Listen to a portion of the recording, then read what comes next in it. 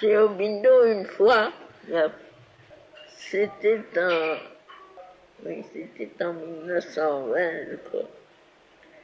Il m'a dit un jour, oh,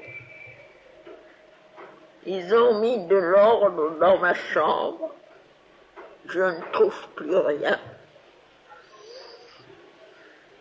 Et alors eux, ils disaient, il avait ses papiers partout, sur son lit, sur les chaises, sur les tables, dans les tiroirs, sur les étagères, il y avait partout des papiers, des notes comme ça.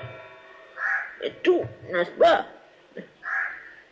Quand c'était comme ça, ils savaient exactement où chaque chose était. Alors eux, ils ont pris, ils ont mis de l'ordre, ils ont rangé, il n'a plus rien trouvé. C'était très amusant.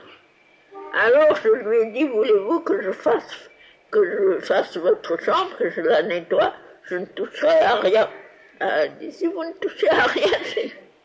Alors j'ai laissé les papiers sur le lit, sur la chaise, sur la table, sur les étagères. J'ai nettoyé une étagère, et puis dans un livre, j'ai trouvé de l'argent. Alors je lui ai dit,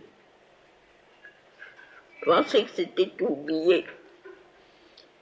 J'ai dit, j'ai trouvé, c'était peut-être 100, 200 roupies. C'était dans un livre. Il y avait un billet à un endroit, un billet dans un livre. Alors je lui ai dit ça. Il m'a dit, oui, je suis obligé de le cacher, autrement il me le prête.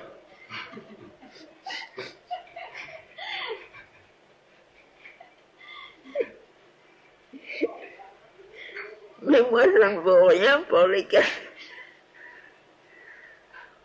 Instinctivement, n'est-ce pas, je prends le livre, je tout là.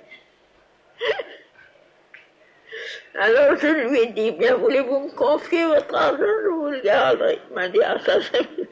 Alors j'ai pris et je l'ai mis. J'avais pris comme ça, c'était, je crois que c'était 200 roupies, je ne me souviens plus exactement. Mais au bout d'un an, j'avais 3000 roupies à lui, qui venaient de livres, de choses comme ça. Alors je lui ai dit, voilà, ça a fructifié.